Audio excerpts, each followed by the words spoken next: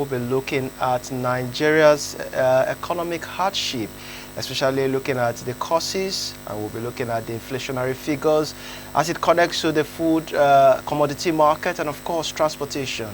And of course, we'll be looking at if there are steps government at various levels are taking to be able to provide respite for Nigerians. And here are the details. According to sources, Nigeria is experiencing the worst economic crisis in a generation, which has led to a widespread hunger and anger in the land. So speaking of the economic situations, with the staggering figures available at our disposal, the future is looking bright as Nigeria grapples with economic hardship coupled with high rate inflation that has reached 40.9% for food and 34.2% for all items as of June 2024. The record as it stands is very staggering, and of course, that is not even talking about other sectors of the economy. But of course, joining us to do justice to this particular discussion, I have two gentlemen right here. One is joining us in the studio, and of course, the other will be joining us virtually. With me here is Mr. Matthew Oluko. He's a social affairs analyst. Good morning, Mr. Matthew. Good morning. Thank you for having me. All right, and of course, I have with me Francis Nwapa, who will be joining us virtually. Francis Nwapa is a National Secretary, Youth Right Campaign. Good morning, Mr. Francis, if you can hear me. Joshua, how are you doing today? Very well, thank you. So we'll be delving straight into our discussion segment, but first of all, let me start with you, Mr. Matthew Oluko. Now you already understand that the situation isn't very much bright when it comes to the future, considering the inflationary figures that we've just reeled out. What is your thoughts on that, first of all? To start with, I think the inflation started with an abrupt determination at the instance of this government. And the reason is not far-fetched, because we understand that this government came with a double policy of subsidy removal and gasoline and unification of airfares at the official window. Though experts have argued that these are necessary to put Nigerian economy on a path of growth. However, I think we are not doing what we need to do to drive that growth. I'm saying it particularly because if you look at Nigeria as a country, we have about 70.8 million hectares of land. And out of these hectares of land, about 34 million hectares is arable. Out of the 34 million that is arable, we only have 26.5 that is being cultivated currently. So the argument is, if you say we are experiencing inflation in terms of food, and we are not able to utilize all the arable land we have, definitely it is a thing of concern. Because if we are able to diversify into agriculture, for instance, diversify the economy into agriculture, for instance, and make good use of that arable land, I think it will drive down the food inflation we're experiencing. Okay, that point taken. Now let me go straight to our guest who is joining us virtually. Mr. Francis, you heard what Mr. Matthew had just said. When it comes to arable land that Nigeria has, we are not utilizing them enough for our own advantage. Now, to you, what do you think will be the issue as regards why Nigeria is currently going through the worst economic crisis in a generation? What are some of the factors that brought us to this point? Well, thank you so much. Let me first say, for the benefit of our viewers who might not understand what food insecurity means, food insecurity has to do with not having access to food, or not having adequate foods that can nourish, the body, for growth and development.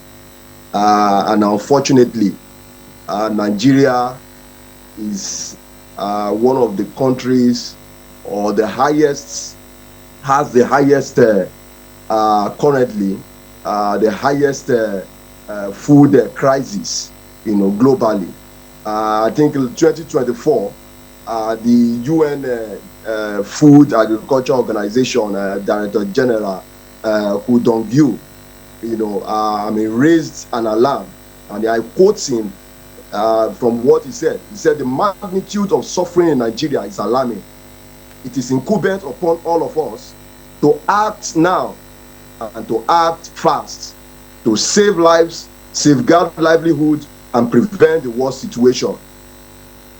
The UN, the World Bank, whose vice president, Indamit Gill, came out towards the end of last year to give kudos to the Tinubu regime, to carry on with all of this so-called reform. In August 2024, the World Bank gave a report, and I will quote it, that the domestic food prices in Nigeria remains among the highest globally by 37.5%. Go to the website of Nigeria, Ministry of Budget and Economic Planning. When you check their website, there was a report that 31.8 million Nigerians are suffering from acute hunger, including women and children are suffering from malnutrition.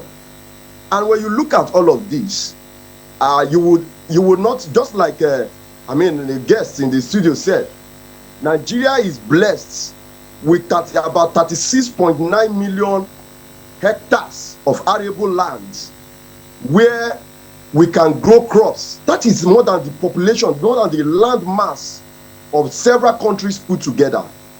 But such a country continue to remain, unable to feed its own population.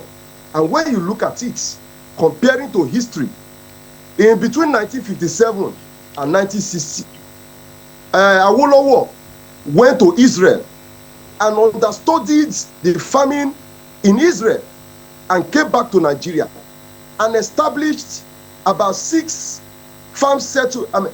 farm settlements in the southwest alone, and about 6 agricultural institutes. All of these farm settlements today has collapsed. Why? Because we have vultures, who continue to perpetuate themselves in power, not interested in making life easy for the Nigerian people, not providing food for them, but continue to import their own food, while the average Nigerians continue to live in abject poverty and misery. All right, you've been able to establish why sometimes we don't need to look too far, especially when it comes to the causes of food inflation or food insecurity, as the case may be, citing the example of late Awolowo, who traveled to Israel to understudy the agricultural system there, and of course try to implement it here by replicating the system. But it didn't see the light of day, especially with successive government that came into place. But my question to you still remains, what do you think is the factor affecting the economic hardship that we're going through, aside the issue of food insecurity? Thank you. It is not far-fetched that all of these reports I read earlier by the UN and the Food Agriculture Organization, and also the Ministry of Budget and Economic Planning, all of these reports came out in 2024. And what that means is that all of these are as a result of the effects of the World Bank neoliberal policies of the Tinubu regime. The Manufacturers Association of Nigeria, gave a worrisome report of how manufacturing companies, and when I say manufacturing companies, I was talking about food manufacturing companies also, because they are part of the manufacturing company. About 767 collapsed last year alone, and 335 were in distress. And so when you look at all of this, a regime that came in, introduced subsidy removal policy, increased hike in electricity tariff. All of these companies cannot afford to produce food any longer because of the hike in electricity tariff. They can't afford to power their machines because of the costs in diesels and in fuel. Today, as of today, Several policies, taxes have been imposed on manufacturers. As of today, the farmers cannot move their goods from the farm down to the market because the roads are terrible. There are no rail stations. Farmers have been displaced by bandits because of insecurity in the country. So when you look at all of this, you will see that, there is a deliberate plan to continue to keep Nigerians under hunger because the ruling elite of the country import all of their foods. They don't feed on what we eat. They don't eat what we eat. They import their food while the ordinary man continue to wallow and pick foods on the floor. There are several videos of women going to the market to pick tomatoes and pepper from the floor. You have several videos of people dying of starvation. I saw various videos of people in Edo, in various states in the north, who were falling because of hunger on the road. And all of these are worrisome. It should make every Nigerian to be worried, because if this trend continues, there is going to be a serious anarchy in the land. Thank you very much, Francis, for that analysis that you're giving us. Now, Mr. Matthew, you heard what he just said, talking about the removal of fuel subsidy. It's part of what he enumerated as what brought us to this point where it's now having a multiplying effect on other economies like transportation costs, the cost of food, and all of that. Now, while you have that at the back of your mind, what do you think could be the factor affecting the economic hardship that Nigeria is going through, looking at it from the angle of corruption, looking at it from the angle of unemployment, and of course the lack of diversification into other key sectors? Although you mentioned earlier that we are not maximizing the opportunities we have considering the arable land that we have, but what is your take on corruption, unemployment, and non-diversification of other sectors?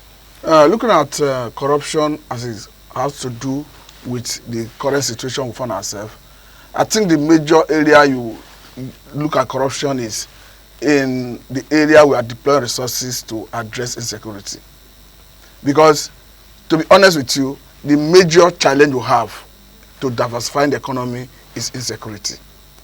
The part of the reason you are seeing the arable land not being utilized is insecurity. So, except we are looking at area of corruption in terms of deploying the resources meant to address insecurity, the resources not being adequately used or being mismanaged. But for me, I think it is not even about corruption this time around, except we are saying the fund that is meant to fight corruption is not properly used. But I think as a people, as a country, we need to address security challenge that is facing us if we must address the issue of the inflation that has to do with food and all of that. If you look at Nigeria currently, you understand that the way it is, if you remove fuel subsidy on gasoline, you unify efforts at the official window, definitely there's an argument that is what brought us to this level of inflation. But how do we get out of it? We must produce sufficiently enough, if not to export, to meet our local demand in terms of what to consume. But currently we are not able to do that. Even recently, the war in Ukraine and Russia is impacting on the economy because a good amount of wheat, flour we use locally here is being imported. And there's nothing that says that we cannot cultivate, there's nothing that says we cannot cultivate wheat to have our flour made here. But the point is, almost all the areas where you have arable land is being faced with serious level of insecurity. So we need to address insecurity if we must address the issue of food inflation. And I think as a people, as a country, it doesn't matter the opinion of anybody, the government, as a matter of urgency and necessity, through the armed forces, must possess monopoly of coercive power. And that, because I think that's the best way to address this issue of insecurity, because it doesn't matter how you look at it, if you have a situation where non-state actors, like government want to make us believe they are, who territories and wreak havoc, chase farmers away, of course we'll continue to experience this level of inflation. Can we also look at fighting insecurity, which you said is one of those key reasons why some arid lands are not being developed or cultivated? Can we also look at insecurity being fought at the various levels of government, not just looking at it from the federal level, because everything is local, as they say. So when it comes to crime, we should be able to address it locally. So what do you think people who occupy a position of authority at state level, local government level can do within their immediate environment or communities to be able to tackle insecurity? So at that point, if we can be able to tackle it, then it means that agricultural production will boom. So what's your take on that? It's a good idea, but the problem we have currently is the security architecture. It is so much, it's structured in a way that even the local level we are talking about do not have a major role to play in terms of the operation. As we speak, the issue of security is in the exclusive legislative list. So you need to perhaps, through constitutional amendment, remove it from the exclusive legislative list into the concurrent list, so that the State House of Assembly can legislate and perhaps have security arrangement at that level to deal with it. If you see a case in hand, talking about the Amateku that have been established in the southwestern part of the country, under the last administration, it was difficult for them to operate because they could not have the capacity to deal with the emerging challenge that is currently ravaging every strata of the society. Talking about the ability to bear arm. We understand that for such arrangement to bear arm, I mean such security arrangement at the state level to bear arm, you must secure an end user certificate from the Office of the National Security Advisor. And of course, under the last administration, the federal government was not willing to cooperate to allow that security arrangement at that level to bear arm. But I think going forward, what the government needs to do currently is to perhaps synergize, the state governments, synergize with the federal government to work out modalities to enable such security arrangement like Amateku to bear arm. Because until you do that, there is no way those security arrangements at that level can combat the crime we are seeing. Don't forget that even recently the governor of Oyo State, Seyi Makinde, raised alarm that the bandits who have been dislodged from the northwestern part of the country are hibernating in southwestern forest. So that is even an indication that federal government is not relenting, that they are working. Because if they are being dislodged from the northwest, coming to the southwest, it means it is as a result of the effort of the armed forces. But however, the security arrangement at the state level and at the local government level need to build capacity to be able to contain them. We understand that Amateku raised about 2,000 men to go and comb southwestern forest, but we have not heard much about the level of operation. I know that security is not something they ventilate to the public, but generally speaking, I think there is need for the state governments to synergize the federal government for purpose of building capacity for the security arrangement at the state level and the local government level to bear arm. And the major key issue is the issue of security. They need to remove it from the exclusive legislative list, let it go into the concurrent list, so that the State House of Assembly can legislate on it and deal with those emerging threats at that level. I think our lawmakers are listening to this so as to know how best this can be tackled. But we'll be going for a short break. When we return, we'll be talking about previous intervention by previous administration. I'm talking about Buhari-led administration, to see how well he was able to tackle the issue of food insecurity. And that will be right after this time out. Please don't go now. Thank you so much for staying with us. And of course, if you're just joining, you're watching TMI, and we've been talking about Nigeria's economic hardship. Of course, we'll be going straight ahead into our next question, and that will be channeled to Mr. Francis. Mr. Francis, are you there? Yes, I'm here. All right, now let's look at previous intervention by the previous administration. I'm talking about the Buhari-led administration. Nigeria has a population of about 127 million people. Now, we're looking at a population of about 33 million people who are expected to face acute food insecurity during the coming season of June to August. That's quite alarming, looking at the number that will be faced with such situation. But then, let's go back to previous administration to see what has been done and what could be done better. The Buhari-led administration came in with an intervention program called the Anchor Borrowers Program, which it is aimed at connecting small farmers with companies, especially when it comes to the processing of agricultural commodities. What would you say about that, and what do you think could be done better as we have it today? Oh, okay. Joshua, I would tell you as somebody who is I'm a pest control professional, and I have a relationship with farmers, especially when it comes to training them in the area of controlling pests, within their farms and all of that. I will tell you that most of these so-called interventions are only on papers.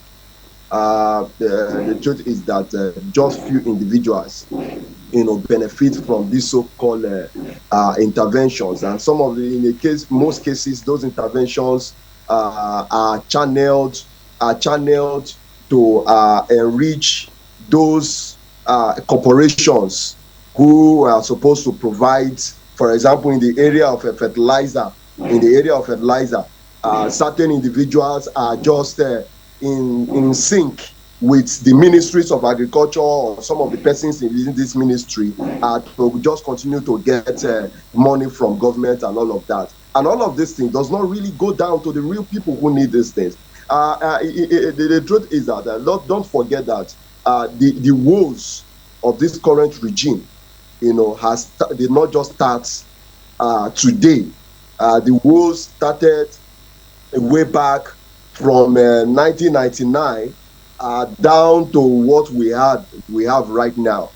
Because what we used to have in the past was serious government intervention through government direct involvement in agriculture, and that's why I went back to give you an example of Awolowo, where government itself set up farm settlements, sent those people to farming institutes, trained them, gave them the seed, gave them the land, gave them the implements, gave them everything they needed. And when they produce, government goes to buy those food from them, subsidize those food, and sell them to the public. That is how government tackle food insecurity. That is government direct involvement in intervention.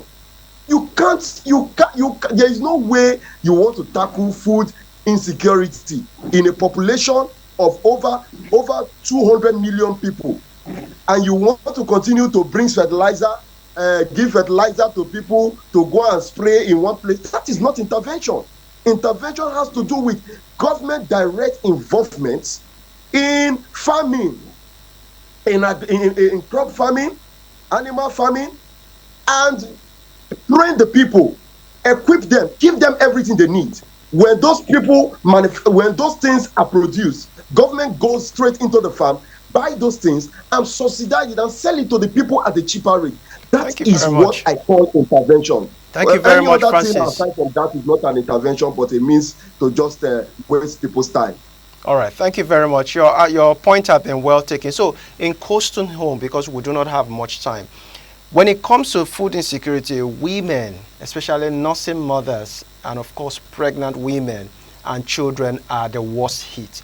What's your take on this issue as we Coastal finally, in terms of what government should do?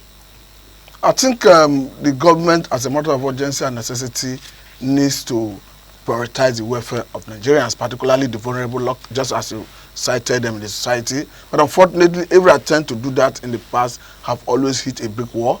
We saw what happened the other time when a minister had to be suspended simply because the monument for the vulnerable in Lagos and in Akwa Ibom also was allegedly paid into private accounts. So what I'm trying to say in essence is, going forward, the government should ensure that such process should be there should be transparency. Thank you very much. Thank you very much. We're pressed for time. I really appreciate your time, Mr. Matthew Oluko, Social Affairs Analyst. Thank you so much. Thank you. And of course, thank you, Mr. Francis Nwakpa, National Secretary, Youth Rights Campaign. Thank you for your time. Thank you so much for having me. All right, so the program continues shortly after, as we'll be handling you right now to our Benin network for more program.